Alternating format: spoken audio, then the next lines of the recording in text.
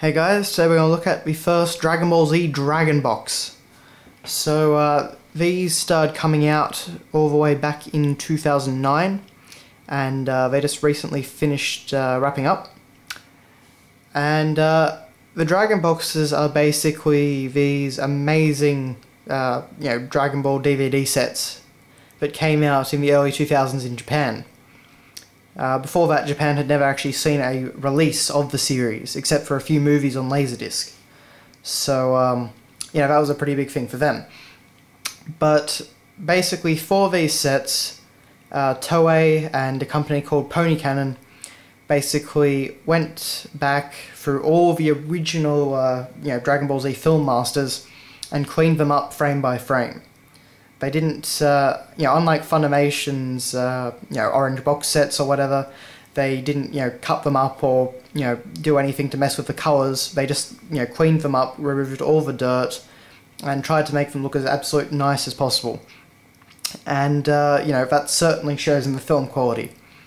These box sets are, in my opinion, the best that Dragon Ball Z has ever looked. Well, with the possible exception of its actual original broadcast off the brand new film masters.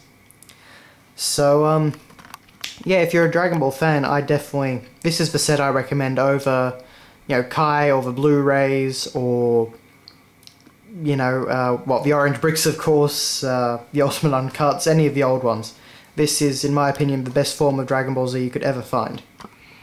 But, let's look at the box. So, on the front here we've got this very nice illustration of Goku. And, nice shiny Dragon Box Z Volume 1.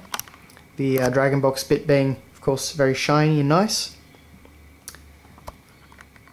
Then you've got the tagline, which is plastered all over the box. A journey that began long ago in a place neither near nor far. A story of heroes passed down through the ages, until now. This is our story, these are our heroes. That's always quite nice in my opinion. And, it contains 42 episodes. So that gets us... what was it? I think it ended on Fake Namek, the filler there. So you get the entire Saiyan arc, and you almost get to Namek. So it's, pretty good content. So, on this side here, we once again have that same little thing, shiny Dragon Box, and, the little blurb. And down here, you've got the 1-star Dragon Ball, and, the 1 to 42. 1 to 42 is actually also written in Japanese, so that's pretty neat. And down here, Toei and Funimation. Oh, sorry about that. Then on the back, we have this very nice gold Shenlong image. And again, we've got the same blurb and, Dragon Ball Z DVD box, Volume 1, all the stuff, very much like the Japanese version. All the legal information down there. And as I said, that very nice Shenlong image. And then on the side, we have the first part of basically this big illustration of Goku and Gohan. So that's pretty nice, and these are the actual DVD boxes. So originally in Japan there were only 2 Dragon Box sets for Dragon Ball Z. So one set had Goku and one set had Gohan, and when you put them together, they looked they fit together nicely. Here it's a bit different though, because they're split up a lot. But anyway, so let's get into this package. Taking out all the stuff. So nothing else in there. We have this little description here, if I can put it up the right way. This was originally basically stuck to the back of the Dragon Box. And it just explains the background, which I've basically been telling you. Most authentic experience for the hardcore fans. Yes. The Dragon Box is here.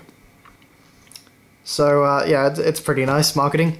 You get, your usual anime source advertisement for all the different stuff.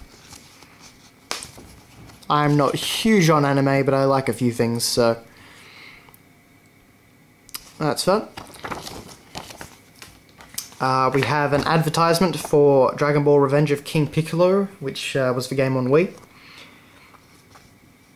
And of course Attack of the Saiyans, which was a fantastic RPG for the DS. And on the back, advertisement for Raging Blast,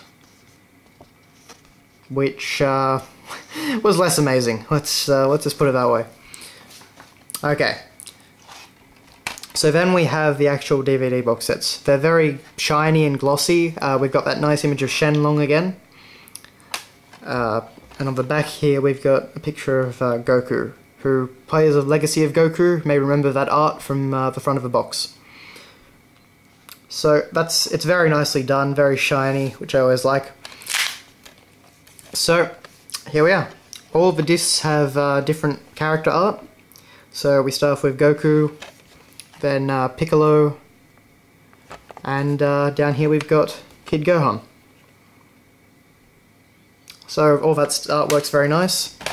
Before we get to that, we have the second book here, and we've got Kaio-sama, we've got Nappa, and of course we've got Vegeta. And you know, they're all in their proper outfits and stuff for the time period, so that's always nice. But you know, those are very nicely done.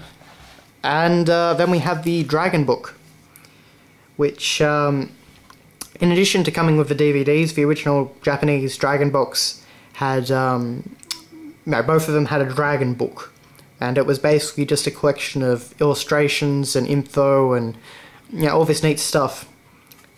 What they did here was basically split it up into 7 parts, like, you know, with the boxes, so it works for the most part, although this particular Dragon book has a few problems.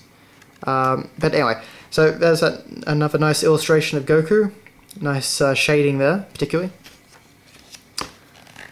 Everything's very nicely laid out. So on the contents here, we've got Goku's early days, profile of Goku's family, or profile of Goku family actually.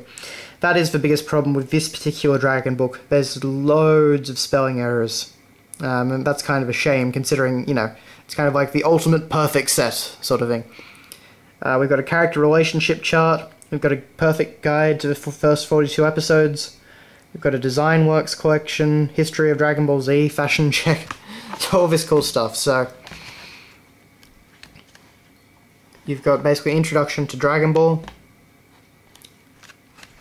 All the first, you know, 151 episodes that 153 episodes that we missed. We've got Goku, Piccolo, Gohan, Krillin, or Kuririn, depending on how you pronounce it. And then we've got this big relationship, family tree sort of thing. A kind of odd-looking image of Goku. I don't know why, but he just looks not quite right there. Looks kind of like fan art to me, in a weird way. And then we've got the guide to all the episodes. This is really nice because, you know, you get a basically rundown of every single episode that you've got on the set. It goes through all of them.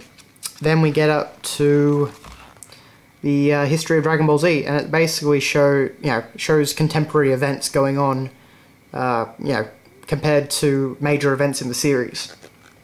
So, you know, the Showa Emperor passes away, Osamu Tezuka dies,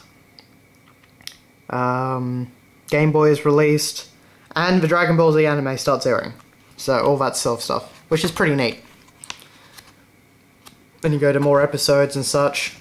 Then you have fashion check. So this basically goes through all the different outfits that characters wear.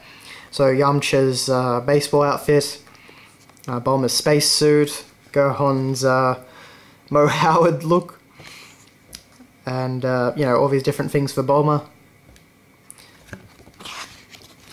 And then you've got all this concept artwork. Well, not exactly concept artwork, but artwork that the anime makers used on the show, basically. And this is really great to have a look at. It's pretty standard stuff this time around, but as you delve deeper into the Dragon boxes, you get some pretty interesting stuff in here.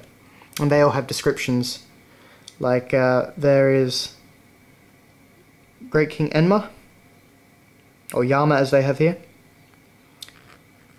So all that stuff's pretty neat. And that's it for the first Dragon book. And we got that same image of Goku again.